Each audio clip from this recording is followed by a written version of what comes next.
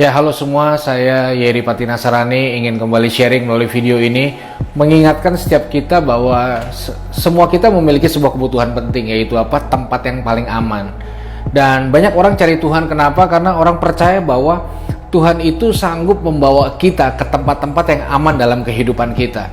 Nah, itu sebabnya kita harus percaya bahwa tidak ada tempat aman sebenarnya selain di dalam Tuhan.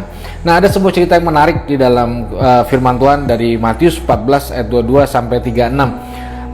Cerita ini ayat ini bercerita tentang ketika Yesus menyuruh murid-muridnya untuk pergi dengan perahu ke satu tempat dan dia naik berdoa sendirian. Nah, sebelum cerita ini menceritakan tentang Yesus membuat mujizat di mana 5.000 laki-laki mendapatkan makanan, belum perempuan dan anak, lalu sisa 12 bakul. Nah, kalau kita berpikir secara logika, saat itu tempat paling aman adalah di situ. Kenapa? Pertama, ada makanan yang berlimpah sampai 12 bakul.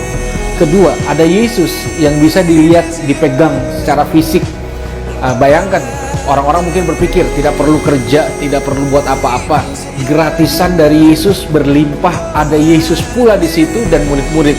Itulah tempat paling aman. Tapi setelah kejadian itu, Yesus menyatakan tempat yang paling aman sesungguhnya.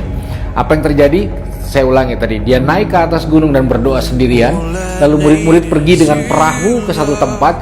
Tiba-tiba di tengah jalan, Alkitab berkata turunlah angin badai yang sangat kuat sehingga murid-murid ini ketakutan. Di tengah ketakutan, Yesus datang menghampiri, berjalan di atas air.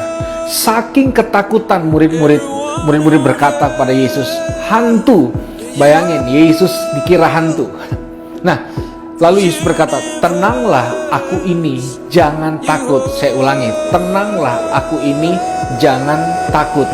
Nah, sebenarnya menurut murid-murid, tempat paling aman adalah di darat, di tengah-tengah keramaian.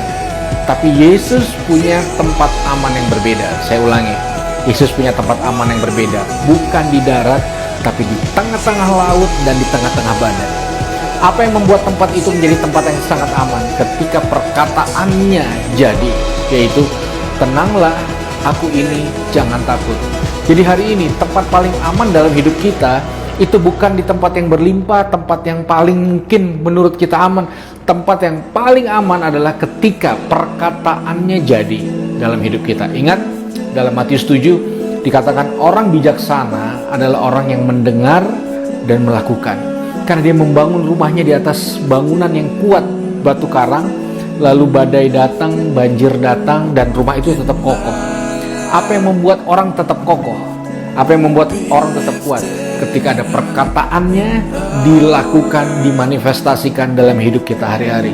Jadi siapapun kita yang menonton video ini, dimanapun kita, apapun kondisi kita, kesehatan kita, keuangan kita, ingat baik-baik, tempat paling aman bukan secara geografis.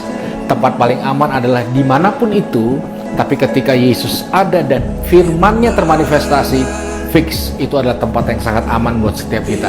Jadi bersyukurlah, cintailah Tuhan, cintailah firman, lakukanlah firman, karena waktu kita melakukan, tempat dimanapun kita berdiri adalah tempat yang aman. Jadi jangan pernah takut, jangan pernah khawatir, lebih besar yang mencintai kita dibanding semua yang kita hadapi. Tetap semangat semua, Tuhan memberkati.